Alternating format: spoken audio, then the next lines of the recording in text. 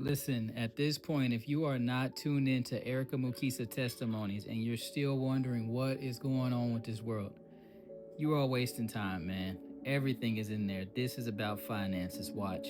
What Satan has done is he has taken that brazen image and used it to create a system of debt slavery throughout the whole world based on man's sin. Every country on earth is in debt.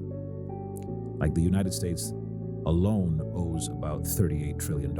Japan owes around $9 trillion. The entire world owes $315 trillion, which is 3 times the size of the global economy or the worldwide economy. I don't even like calling it a globe, but let us not digress.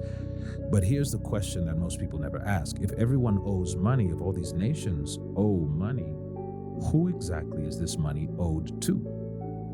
How is it possible that this amount of money can be owed and none of the media platforms that you put your trust in can reveal any of these so-called creditors? When we trace the chains of creditors and follow the money trail, as they say, to see who actually holds this debt, you find something strange. The world does not just owe money to any specific person, it owes money to itself.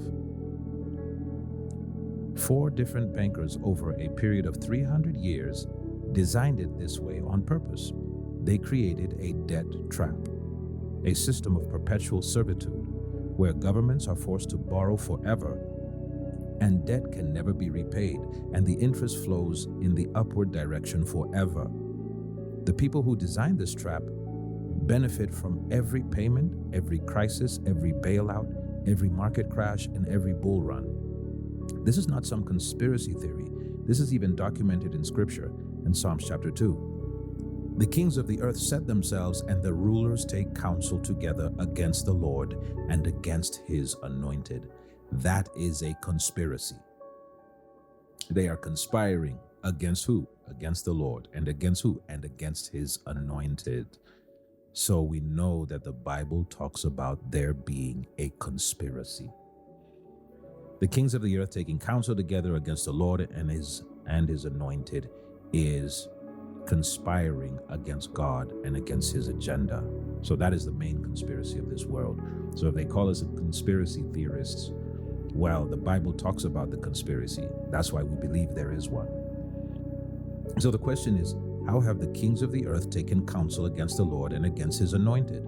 They have structurally engineered systems that enslave entire nations and benefit themselves. These mechanisms are a matter of public record.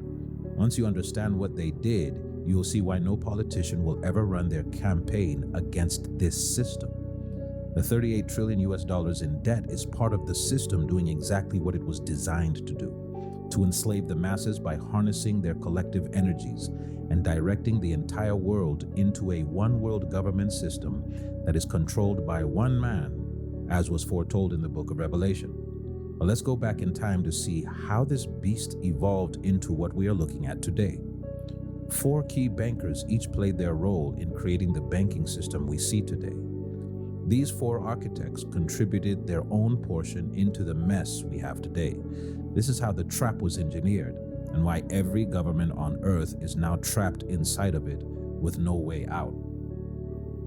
Before the year 1694, the kings of the earth borrowed money the way kings always borrowed money. They would go to merchants or nobles and promise repayment with interest. But if they could not pay, they would default. The lenders would lose money, the kings would borrow from someone else, and the whole business was risky because of the potential for huge losses. But in this system, there were only 2 possibilities. Either the debt was repaid or the king defaulted. But a man by the name of William Paterson changed everything. He was a Scottish merchant who tried and failed multiple times to get rich. In 1691, he had an idea that would change how bankers did business.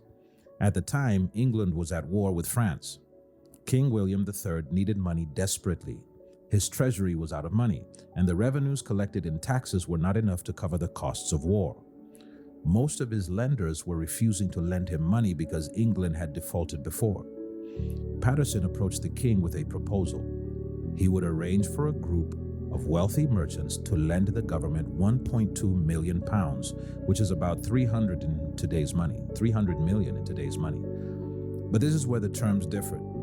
The loan would never be repaid. Instead, the government would pay interest forever, 8% per year.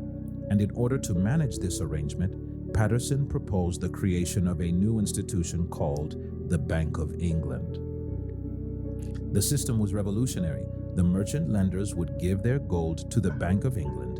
The bank would then lend it to the government, and the government would pay interest annually from the tax revenue, and the bank would pay the interest to the merchant lenders. But this is where the deal differed from other loans. The government would never repay the principal, the actual amount that was borrowed.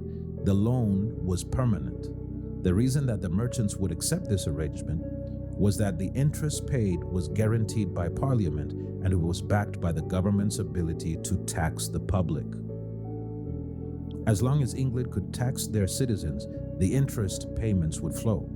The banknotes that the merchants received from the government of England in exchange for their gold could be traded. They were better than money because they were backed by the government and they paid interest annually. Parliament approved Paterson's scheme in 1694. The Bank of England was chartered, the merchants provided their gold, the government got its funding for war, and for the first time in history, national debt became permanent. Perpetual debt had become a foundational feature of the system. The Bible exposes the power of this system. It says, "The rich rule over the poor, and the borrower is servant to the lender." Proverbs 22, verse 7.